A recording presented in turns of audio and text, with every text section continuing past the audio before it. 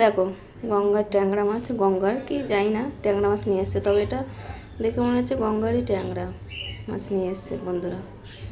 তো এই ট্যাংরা মাছ দিয়ে আলু আর পটল দিয়ে তরকারি করব। এই যে আলু পটল কেটে রেডি করে নিয়েছি, কড়াই বসিয়ে দিয়েছি। আগে মাছ কটা ভেজে নেব, তারপরে তরকারিটা বসাবো। তো হ্যালো বন্ধুরা, তোমরা সবাই কেমন আছো? আশা করছি ভালো আছো। তা নিয়ে চলে এসেছি আজকে রান্নার ভিডিও, দেখতে থাকো বন্ধুরা। কড়াইটা গরম হয়ে গেছে, এবার মাছ কটা ভেজে নেব। দেখো মাছগুলো সব একসাথেই দিলাম, আস্তে আস্তে ভেজে নেব। অথচ এই মাছটা খুব ফোটে, তেল দিয়ে মাখিয়ে রেখেছিলাম। আবার ভাজতে দেওয়ার আগে একটু কড়াইতে হলুদ দিয়েছিলাম গরম তেলে, যাতে কম ফোটে। তাও ফুটছে, আর একটু চাপা দিই। আর এদিকে কড়াই ধুয়ে বসিয়ে দিয়েছি আর একটা কড়াই, মাংস করবো যে তার জন্য। তো কড়াই তো গরম হয়ে গেছে, তেল দিয়ে দিই। মাংসের আলু কটা আগে ভেজে নেব। তো আলুগুলো দিয়ে দিয়েছি, হলুদও দিলাম। একটু আলুগুলো লাল লাল করে ভেজে নেব। আলুগুলো ভেজে দিলে না লাল লাল করে বেশ খেতে স্বাদ লাগে, টেস্টিও হয়। ট্যাংরা মাছের মশলা দেখো, আদা জিরে আর এই যে কাঁচা লঙ্কা। তোমরা যেমন ঝাল খাবে তোমাদের মতন আন্দাজ অনুযায়ী দেবে। আমাদের একটু ঝালটা বেশি খায়, তার জন্য একটু বেশি করে ঝাল দিলাম। তো দেখো মাছগুলো কত সুন্দরভাবে ভেজে নিয়েছি। একটু মনে হয় কড়াই হয়ে গেছে, ঢাকা দেওয়া ছিল তো। এবারে পটল কটা ভেজে নেব। পটলগুলো দিয়ে দিয়েছি।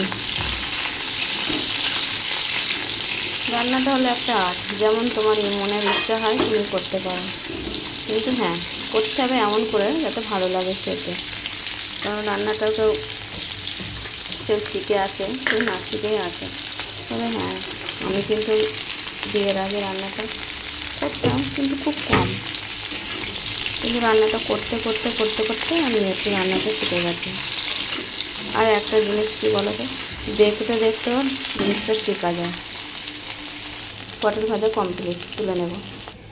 দেখো ফোড়নে অন্য কোনো মশলা দিলাম, একটু পাঁচফোড়ন একটু তেজপাতা দিলাম ফোড়নে।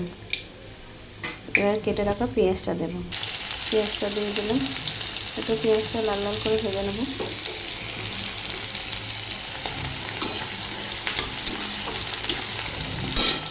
দেখো পেঁয়াজগুলো তো ভাজা ভাজা হয়ে গেছে, আলুও দিয়েছি, আলুর ঘরে নুন দিয়েছি। একটু আলুটা ভাজা হয়ে এসছে, এবারে মশলাটা ঢেলে দেবো, যে মশলাটা দেখিয়ে রেখেছি, করে রেখেছি। দেখ মশলা হলুদ দিয়ে দিলাম, ভালো করে মশলাটা একটু কষিয়ে নেব। তবে এইটুকু শুনেছি, আমার শাশুড়ি মায়ের হাতের মাছের তরকারি রান্না, মাছের তরকারি না সব রান্নাই খেতে সবাই খুব পছন্দ করতো। তবে হ্যাঁ, আমার হাতের মাছের তরকারি সবাই খেয়ে বলে খুবই ভালো। তবে ভালো লাগে খেতে, আমিও বলছি। মাছের তরকারির মশলা প্রায় কষা হয়ে এসছে, আর একটু হবে। আর এদিকে মাংসের আলু ভেজে নিয়ে বসিয়ে দিলাম মাংসটা, পেঁয়াজ তেজপাতা ফোড়ন দিয়ে বসিয়ে দিয়েছি।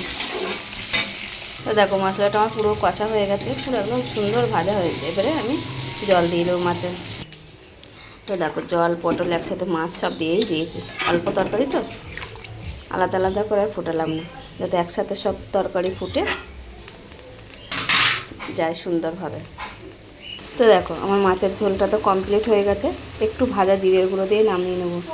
তো হ্যাঁ, আমার শাশুড়ি মা মাছ খেতে উনি পছন্দ করতেন, কারণ উনি মাংস ডিম খেত না। সয়াবিনটা খেত শেষকালে, আর খেত না শেষ সময়তে, লাস্টের দিকে। তো ওই জন্য উনি মাছের ঝোল, সত্যি ওনার মাছের ঝোলটা সত্যি খুব সুন্দর হতো। আমার বাবা মা তো এখনও গল্প করে ওনার মাছের ঝোলের এত সুন্দর রেসিপি।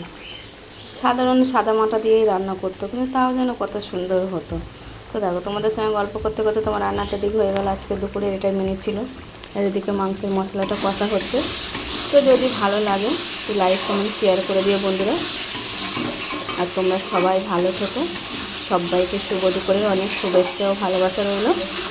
তো আবার দেখা হবে নতুন একটা ভিডিও। টাটা বন্ধুরা।